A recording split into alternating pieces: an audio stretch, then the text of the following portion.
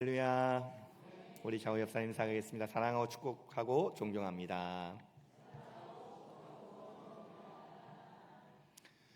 이번 주는 참 날씨가 선선한 게 지금 살만하다라는 생각이 드는 날씨인 것 같습니다.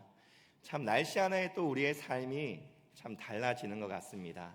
날씨의 변화에 따라 살 것 같다. 날씨가 또에 따라 죽을 것 같다.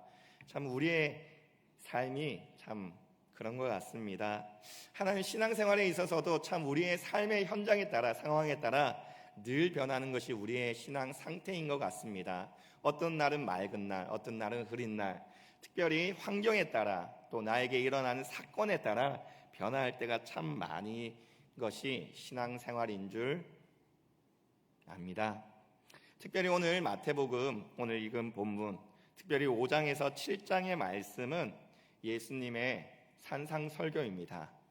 그래서 예수님께서 산에서 설교하셨다라고 산상설교라고 이야기도 하기도 하고, 가르쳐서 본받게 한다라는 뜻에서 산상교훈이라고 말하기도 합니다. 그리고 가르쳐서 후세에 전해야 된다라는 뜻을 가진 산상수훈이라고 부르기도 합니다.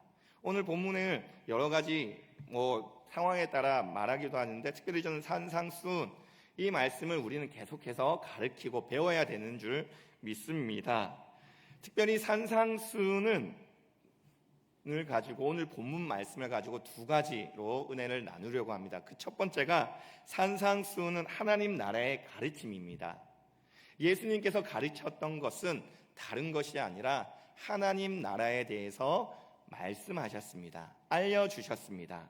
우리는 그것을 배워야 되고 그렇게 삶을 살아가기 위해서 몸부림을 쳐야 된다라고 하는 것입니다. 참 유명한 내용입니다. 마태복음 5장에서 7장, 여기에는 참 많은, 특별히 오늘 본문 팔복이라고 해서 참 많은 성도님들이 좋아하는 복입니다.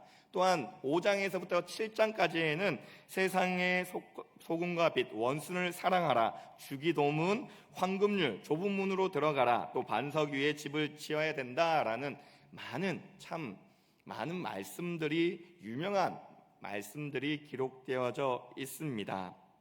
그 산상수훈, 이것을 알기 전에 우리가 먼저 짚고 넘어가야 될 것이 있습니다. 그것은 마태복음 4장의 내용인 것입니다. 4장을 보게 되면 예수님께서는 마귀에게 시험을 받게 됩니다. 그리고 그 시험을 이기시고 공생에 이제는 본격적으로 예수님의 사역이 시작되어지게 됩니다.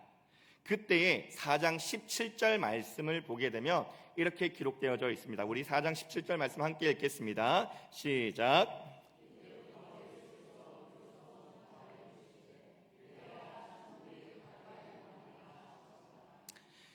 아멘. 예수님께서 역사 가운데에 등장하십니다. 이젠 본격적으로 그 가르침을 가르치기 시작하셨습니다.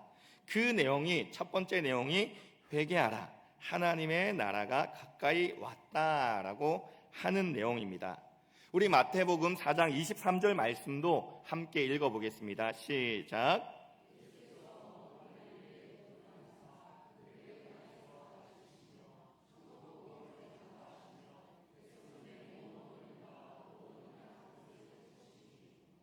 아멘. 예수님께서는 공생의 사역 초창기에 온 갈릴리를 두루 다니시면서 하나님 나라의 복음을 선포했다라고 알려주고 있습니다. 하나님 나라, 천국에 대해서 선포했다라고 성경은 우리에게 알려줍니다. 예수님께서 가르치는 사역에서 가장 중요하고 핵심된 내용은 무엇일까요? 그것은 천국입니다. 하나님 나라입니다. 그런데 회개하라, 천국이 가까이 왔느니라 라고 선포를 하셨습니다. 무슨 뜻일까요? 우리가 천국이라고 한다고 한다면 죽고 난 뒤에 가는 곳이라고 생각을 많이들 합니다.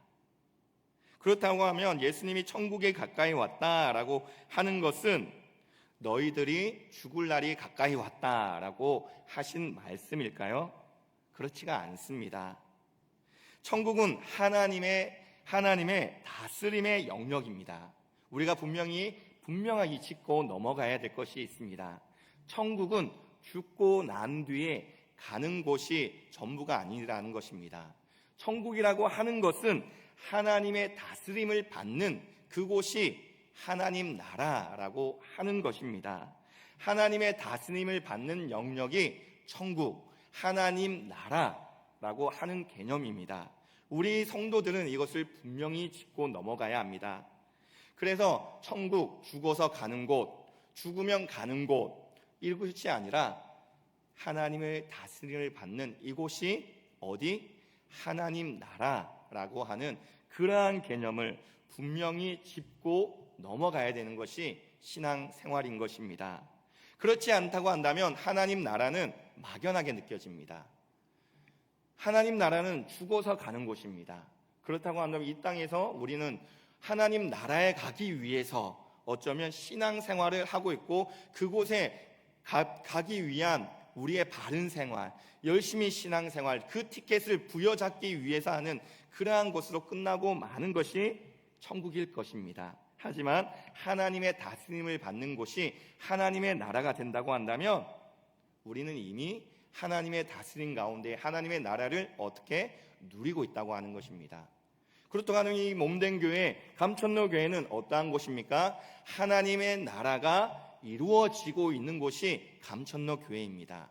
교회라고 하는 것은 그저 예수님을 믿는 사람들이 모인 곳이 교회뿐만 아니라 그곳 가운데에 하나님의 다스림을 받으면서 그 다스림 가운데 하나님의 나라를 이 땅 가운데에 세워가는 그러한 공동체가 교회다라고 하는 것입니다. 하나님 나라, 우리가 소망하는 나라입니다. 그곳은 죽어서만 가는 곳이 아니라 이 땅 가운데에서도 우리가 경험하는 것입니다. 오늘 말씀 가운데선 복이 있다 8번 나오게 됩니다. 그래서 우리는 팔복이라고 이야기합니다. 그 첫 번째 복을 보게 되면 천국이 나오게 됩니다. 3절 말씀을 보시면 심령이 가난한 자는 복이 있나니 천국이 그들의 것임이요 라고 기록하고 있습니다. 천국을 먼저 이야기하고 있습니다. 그리고 놀랍게도 팔복의 마지막 8번째 복, 무엇을 얘기하고 있냐면 10절 말씀을 보겠습니다. 함께 읽어보겠습니다. 시작.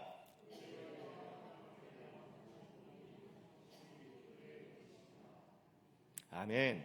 천국에 대해서 이야기를 하고 있습니다. 천국으로 시작해서 천국으로 끝납니다. 그것이 팔복입니다. 그런데 7장으로 넘어가게 되면 산상수훈 전체를 마무리하면서 예수님께서 이렇게 말씀하십니다. 마태복음 7장 21절을 보게 되면 이렇게 기록하고 있습니다. 함께 보겠습니다. 시작.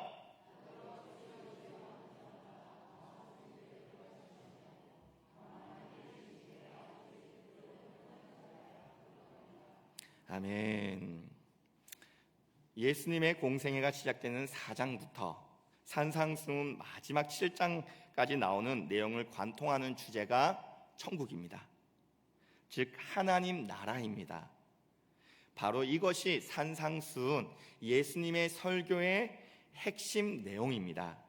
하나님 나라를 왜 말씀하십니까? 하나님 나라의 백성은 이렇게 사는 것이다 라고 하는 것을 가르쳐 주고 계신 것입니다. 그것을 기록하고 있는 것이 산상수훈, 산에서 설교하신 예수님의 설교 내용인 것입니다. 하나님의 나라의 백성이라고 한다면 이렇게 살아가야 한다라는 가르침이 산상수훈인데 그 핵심이 하나님 나라인 것입니다. 그렇다고 한다면 우리는 하나님의 나라에 대해서 확실하게 짚고 넘어가야 되고 또 나아가 하나님의 나라의 백성으로서의 삶을 살아가기 위한 우리의 몸부림이 있어야 된다라고 하는 것입니다. 그렇다고 한다면 오늘 말씀을 잘 알고 있고 팔복을 말씀하셨는데 그 의미는 무엇일까요? 그것은 하나님 나라의 백성이자 예수님의 제자다운 삶을 말씀하고 있는 것입니다. 그것이 팔복의 핵심적인 내용인 것입니다. 복에 대해서 말씀하시지만 더 들어가게 되면 예수님의 제자다운 삶을 살아가는 것에 대해서 말씀하고 있다라고 하는 것입니다. 하나님의 나라에 속한 백성이 어떻게 사는 것인가, 그것이 오늘 본문에 잘 등장하고 있습니다. 하나님 나라의 백성이 이 땅에서 어떻게 살아가야 하는가, 예수님의 제자는 어떻게 사는 것인가. 그래서 예수님은 나를 따라오려거든 자기를 부인하고 자기 십자가를 지고 따라오라 라고 말씀하셨습니다. 그런데 그것이 제자이고 그러한 제자의 삶이 바로 오늘 말씀 가운데에 등장하고 있다라고 우리가 기억하시면 됩니다. 그런데 쉽지가 않습니다. 실천하기가 쉽지 않은 것을 우리는 너무나 잘 알고 있습니다. 이 중에서 같이 신앙생활을 하시는 분들은 뜨거운 가운데 모든 것이 다 될 것 같고 모든 것이 다 할 수 있을 것 같습니다. 하지만 신앙생활을 하다 보면 참 실천하기가 어렵다라고 주저앉아 버릴 때가 많은 것이 신앙생활일 것입니다. 예를 들면 성경에 이런 말씀이 있습니다. 오른밤을 맞으면 왼밤도 돌려대라 라고 말씀하십니다. 오른밤을 맞았는데 다시 왼밤을 돌려대라, 그것도 쉽지가 않습니다. 그런데 오른밤을 맞고 왼밤을 돌렸을 때에 우리가 생각해보면 딱 이렇게 안 때리고 이렇게 또 때릴 때도 있습니다. 이렇게 때리기도 하지만 이렇게 그런데 가만히 생각해보면 맞고 돌렸다, 딱 이렇게, 당시에서는 이것이 참 치욕적인 행동입니다. 그렇게 맞았다라고 했을 때에 참 자존심이 무너지는 그러한 행위 가운데에 있는 그러한, 더 나아가 이쪽도 때려 하실 수 있으십니까? 저는 못합니다. 저는 못하겠더라고요. 어쩌면 우리의 신앙생활이 이와 같을 것입니다. 참 머리로는 알겠는데, 머리로는 할 수 있겠는데 삶 가운데에서는 쉽지가 않은 것이 신앙생활. 듣는 것과 사는 것이 다른 것, 우리는 너무나 잘 알고 있습니다. 우리가 들을 때 예배에 정말 참석해서 말씀에 집중해야 된다, 정말 잘 알고 있습니다. 그런데 어떻습니까? 삶의 무게 가운데 피곤하기도 하고 지치기도 하고 또 오다가 또 신경질 나는 일이 있으면 또 집중이 안 되고 또 뒤에 앉아 있으면 목사님 안 보이겠지 하면서 이렇게 또 딴짓도 하고, 다 보고 있습니다. 다 압니다. 어떻게 할까요? 다 해봤기 때문에. 그렇지요, 전도사님? 저는 안 그랬습니다. 전도사님.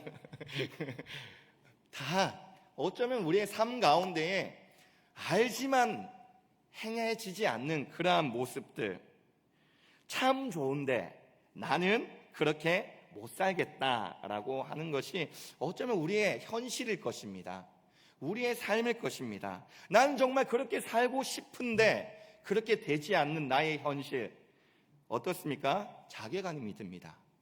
그 마음이 찾아올 때마다 자괴감이 듭니다. 나는 이 모양 이 꼴하지, 나는 안 돼, 그래 난 이거밖에 안 돼 하면서 그게 넘어서면 어떠한 현상으로 나가게 되면 이제는 더 이상 아무 감각이 없습니다. 감각 없이 그냥 익숙한 대로 삶을 살아가게 되는 것이 우리의 모습인 것 같습니다. 그런데 산상설교, 산상수훈의 그러한 제자로서의 삶을 이렇게 살아가야 된다 라고 하는 목적도 있는 반면 이것이 제자의 삶이다 라고 알려주시는 역할도 하고 있다라고 하는 것입니다. 우리 성경 제가 보내지는 않았지만 오늘 말씀 5장 1절을 함께 읽어보겠습니다. 성경 1절입니다. 함께 읽겠습니다. 시작.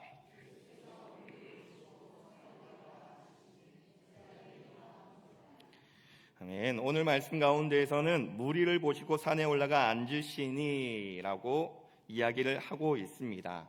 예수님을 따르는 사람들은 어떠한 사람들이었습니까? 많은 사람들이었습니다. 무리였습니다. 그곳에는 예수님의 기적과 이적 그리고 말씀의 가르침을 받기 위해서 온 많은 무리들이 있었습니다. 그런데 특별히 5장 1절에서는 알려주고 있는 것이 누가 나왔다라고 얘기하고 있습니까? 제자들이 나왔다라고 이야기를 하고 있습니다. 많은 무리들을 보고 이제 산에 올라가 앉으셨습니다. 그곳 가운데 많은 무리들이 나왔다라고 이야기하시지 않고, 또한 많은 무리들을 보고 가르치셨다라고 얘기하지 아니하고 제자들이 나왔다라고 이야기를 우리에게 알려주고 있습니다. 여기는 여러 가지 내용이 있을 수도 있습니다. 하지만 우리가 또한 추론해 볼 수 있는 것은 제자들, 소수의 인원들이 나왔다라는 것을 우리가 1차적으로 발견할 수 있습니다. 많은 무리가 있었습니다. 하지만 예수님께로 나온 사람들은 소수의 사람들이었습니다. 아니, 예수님의 가르침을 받은 사람들은 소수의 사람들이었습니다. 예수님의 가르침을 받고 그 가르침 가운데에 나온 사람들은, 예수님의 말씀을 듣는 사람들은 어떠한 사람? 소수의 사람들이 나왔다라고 하는 것입니다. 그렇다면 그곳에 많은 사람들은 어떠한 모습으로 예수님께로 찾아왔을까요? 예수님이 행하시는 기적과 이적, 그리고 또한 새롭게 하는 그러한 것에 궁금해서, 또한 그런 어떠한가 싶어서 예수님의 가르침보다는 예수님께서 하는 행동에, 일으키는 기적에 관심을 가져서 나온 많은 사람들이었을 것입니다. 어쩌면 우리가 예수님을 믿지만 예수님의 제자다운 삶을 살기보다는, 예수님의 백성답게 삶을 살아가기 위함보다는 내 삶의 안위를 위해서, 내가 어떠한 삶을, 내가 조금 더 충족되는 삶, 내가 만족한 삶을 살기 위해서 어쩌면 우리는 예수님께로 나왔는지도 모르겠습니다. 그런데 예수님께서는 말씀하십니다. 하나님의 백성, 제자의 삶은 이러한 삶을 살아가야 된다. 그러할 때 무엇이 주어진다고요? 하나님 나라가 주어진다라고 이야기를 하고 있습니다. 그렇다 보니까 우리가 예수님의 제자다운 삶을 살아가기 위해서 몸부림이 일어나지 않다 보니까 세상은 우리에게 얘기합니다. 교회 다니나 안 다니나 똑같더라.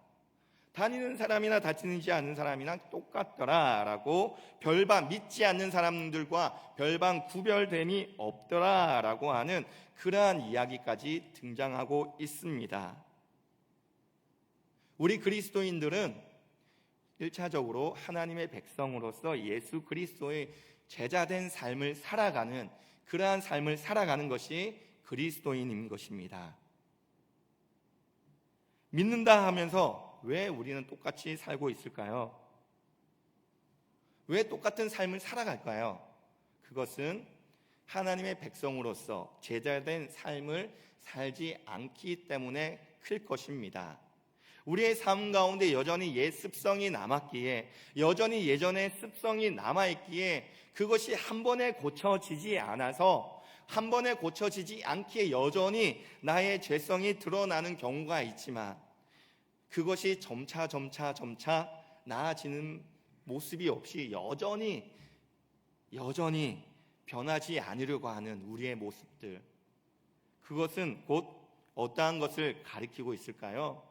그것은 제자의 삶을 살아가지고 있지 않다라고 우리가 분별할 수 있습니다. 두껍고 비싸 보이는 성경책을 들고 다닌다고 한다고 해서 우리가 제자가 되는 것 아닙니다. 교회 열심히 헌신, 봉사, 헌금 한다고, 또한 수많은 제자 훈련, 양육을 받는다라고 해서 그것이 제자가 되는 것이 아닙니다. 제자된 삶은 우리가 들은 것, 배운 것을 삶 가운데 살아가는 것이 제자의 삶인 것입니다. 어느 한날이었습니다. 믿지 않는 가정과 식사를 하게 되었습니다. 그 가정과 열심히 식사를 하는 가운데에 자연스럽게 이제 교회에 관련된 이야기를 나누게 됩니다. 그러면서 그 가정에서 이제 저도 알고 그 가정도 아는 한 사람에 대해서 이야기를 합니다. 아니, 그 언니는 교회 열심히 다니고 정말 헌신봉사하고 정말 교회를 열심히 하는데 집에 가보면 엉망이더라. 자녀들은 정말 꾀지지하고 밥도 제대로 못 먹고 있더라라고 이야기를 하는 것입니다. 그러면서 저한테 묻습니다. 그것이 맞습니까? 라고 저한테 질문을 했습니다. 우리는 다 알고 있습니다. 이 질문의 답이 무엇인지 다 알고 있습니다. 무엇이 제자된 삶일까요? 그것은 내가 속하고 있고 내가 있는 곳 가운데에서 하나님의 백성으로서의 삶을 살아가기 위해서 교회뿐만 아니라 가정에서, 직장에서 우리는 삶을 살아가기 위해서 몸부림치는 것, 구별된 삶을 살아가기 위해서 몸부림치는 것이 제자된 삶일 것입니다. 산상수훈 앞부분을 시작하는 내용은 8가지의 복이라고 하여 팔복이라고 합니다. 팔복은 이러이러한 사람은 복이 있다. 그 이유는 이러한 복이 있기 때문이다 라고 이야기를 하고 있습니다. 이러한 사람이 복이 있고 그 이유는 이러한 복이 있기 때문이다. 그래서 우리는 본문을 통해서 이렇게 살면 복을 받는구나 하고 생각하기 쉽습니다. 그러나 그것이 아닙니다. 3절에서 심령이 가난한 자는 복이 있나니 천국이 그들의 것임이요 라고 말씀은 정말 복을 받은 사람은 심령이 가난한 사람이다 라고 말씀하고 있는 것입니다. 심령이 가난해지면 복을 받는 것이 아니라 정말 복을 받은 사람은 심령이 가난한 사람이다 라고 하는 그러한 내용인 것입니다. 그런데 심령이 가난해지는 조건을 완벽하게 갖추는 사람은 아무도 없을 것입니다. 이 자리에 앉아 계신 분 중에 나는 심령이 가난해질 거야, 나는 가난해질 수 있어 라고 그 완벽한 조건을 갖추고 그렇게 행할 수 있는 사람은 아무도 없을 것입니다. 그래서 복은 무엇으로 주어지냐면, 하나님의 복은 무엇으로 주어지게 되냐면 은혜로 주어지게 된 것입니다. 하나님의 복은 우리가 쟁취하는 그러한 모습도 있지만 가장 중요한 것은 누구로부터 시작되어지게 되냐면 하나님으로부터 시작되어지게 된다라고 하는 것입니다. 조건이나 자격, 행위를 갖추어 하나님께 복을 받거나 구원을 받는 것은 사람으로서는 불가능합니다. 하나님의 충족 여건에 완전하게 충족시킬 만한 사람은 아무도 없습니다. 그래서 이러이러하게 살면 복을 받는다라고 하는 내용이 팔복이 아니라 복을 받은 하나님의 백성이 된 제자는 이러한 사람이다라고 하는 그러한 개념으로서 우리는 팔복을 읽으며 나아가야 합니다. 즉 성도는 복을 받은 사람입니다. 믿으십니까? 성도다라고 지칭했을 때 이미 우리는 하나님으로부터 하나님의 자녀가 되는 권세를, 복을, 하나님의 나라의 유업을 받은 사람들입니다. 그런데 그 사람들의 특징이 심령이 가난한 사람이다라고 하는 것입니다. 그래서 그들에게 하나님의 나라가 임한다라는 것, 즉 하나님의 통치를 받는 모습이다라고 이야기를 하고 있는 것입니다. 복을 받은 사람은 심령이 가난한 자들, 즉 하나님 앞에서의 삶을 살아가는 사람들이다라고 이야기하는 것입니다. 그리고 팔복은 하나의 띠처럼 연결되어져 있습니다. 전체 8개 중에 앞에 4개와 뒤에 4개로 우리는 크게 2개로 구분할 수 있습니다. 앞에 4개는 예수님의 제자가 주님과 관계에서 맺는 특징을 보여줍니다. 그리고 뒤에 4개는 사람과의 관계에 드러나는 특징을 보여주고 있는 그러한 내용입니다. 그러니까 첫 번째 복이 심령이 가난한 자와 5번째 긍휼히 여기는 자가 연결된다라고 하는 것입니다. 우리 3절과 7절 함께 읽어보도록 하겠습니다. 3절 먼저 읽겠습니다. 시작. 7절입니다. 자는 복이 있나니 그들이 긍휼을 것이며. 아멘. 자신의 심령이 가난한 것을 본 사람은 다른 사람들의 긍휼히 여기는 불쌍히 여기는 그러한 마음으로 나아가게 됩니다. 내 자신의 심령이 가난한 것을 주님, 내 힘과 내 능력으로 할 수 없습니다. 주님, 내 것으로는 할 수 없습니다. 주님 앞에 회개하며 간절히 나아가는 자는 온전히 그 심령 가운데에 가난하게 됩니다. 그리고 그 가난함이 어떻게 되냐면 긍휼히 여기는 마음으로 나아가게 됩니다. 아, 저 사람도 그렇게 나아가게 된다라고 하는 말씀의 내용입니다. 또한 2번째 복인 애통하는 자는 여섯 번째 복인 마음이 청결한 자로 이어지게 됩니다. 우리 4절과 8절 한번 읽어보겠습니다. 시작. 자는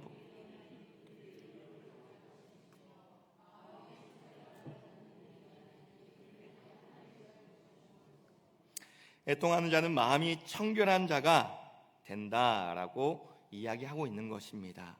애통하니까 마음이 청결해질 수밖에 없습니다. 하나님 앞에서 애통하며 회개하니까 마음이 청결해질 수밖에 없습니다. 그러한 자는 그러니까 하나님 앞에 나아갈 때에 우리는 깨끗함을 입을 수밖에 없습니다. 왜냐하면 애통하기에, 하나님 앞에 부르짖기에. 그리고 세 번째 복인 온유한 자는 일곱 번째 복인 화평하게 하는 자와 연결되어지게 됩니다. 우리 한번 5절과 9절 읽어보겠습니다. 시작.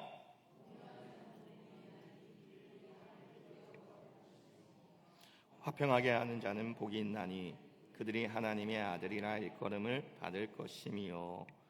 온유한 사람은 화평하게 하는 사람이 된다라고 하는 것입니다. 온유, 즉 여러 가지 어려움을 겪으면서 힘들지만 그 가운데서도 더욱 자기를 단련하여 부드럽고 따뜻한 사람이 되어지는 그러한 모습이 온유한 사람입니다. 그러한 사람은 다른 사람과 화평을 이루게 된다라고 이야기하고 있습니다.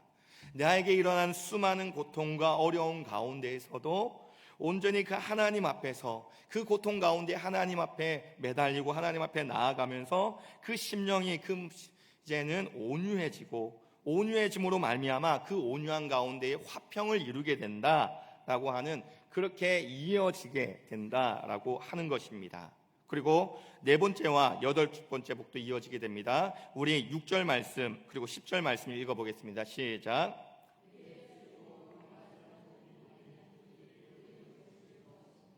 의를 위하여 박해를 받는 자는 복이 있나니 천국이 그들의 것임이라.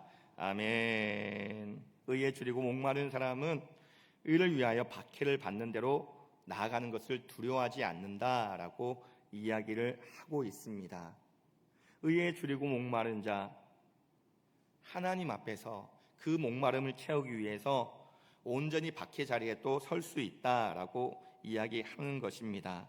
이렇게 앞뒤 네 개를 서로 연결하게 되면 그것이 온전히 하나님의 백성으로서 어떻게 우리가 하나님 앞에 구하고 찾으며 나아가야 되는지를 이야기하고 있는 것이 팔복의 내용인 것입니다. 그 기준은 이미 하나님의 백성으로서 복을 받은 사람들입니다. 그 사람들은 온전히 복을 받았기에 심령이 가난한 자리, 하나님 앞에 나아가는 자리로 나아가야 되고, 그러한 사람이 온전히 이제는 하나님 앞에서 이 땅 가운데에 그리스도인답게, 하나님의 백성답게 삶을 살아가게 되는 그러한 내용으로 이어지게 되는 것이 팔복의 내용인 것입니다.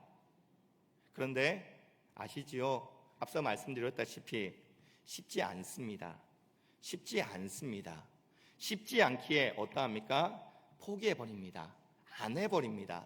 자존심이 상하기 때문에 그 상황 가운데에서 그냥 치아뿌라, 안 한다, 니나 해라, 이러한 말들이 나오거나, 아니면 그냥 뭐 이 정도만 할래요, 이까지만 할래요 라고 우리는 흔히 선을 그어버릴 때가 참 많이 있습니다.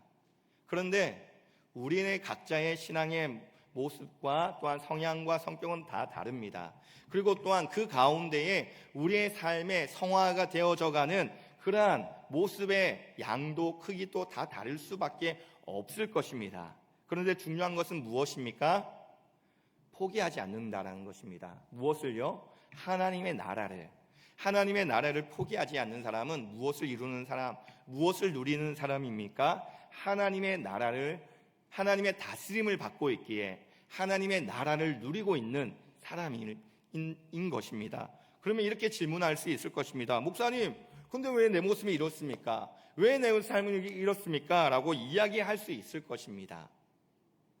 그래서 신학적 용어에서는 이미와 아직이라고 하는 용어가 있습니다. 이미 하나님의 나라는 우리 가운데 임했습니다.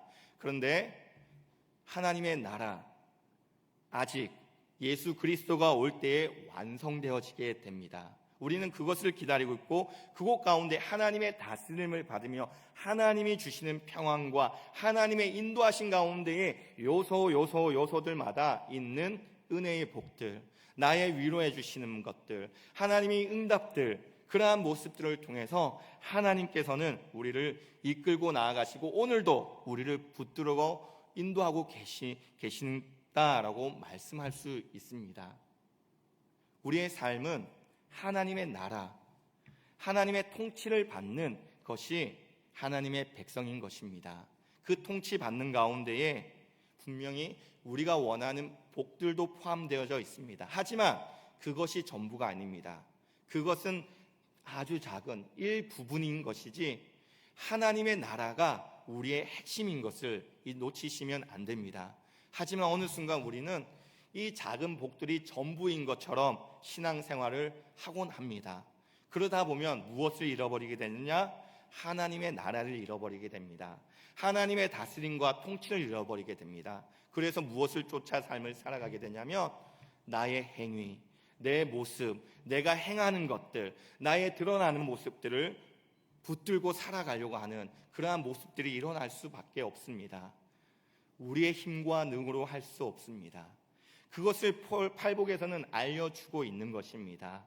그 팔복 가운데에 정말 하나님을 붙들므로 하나님 앞에서 그러한 삶을 살아가기 위해서 몸부림치시는 저와 성도님들이 되시기를 소망합니다.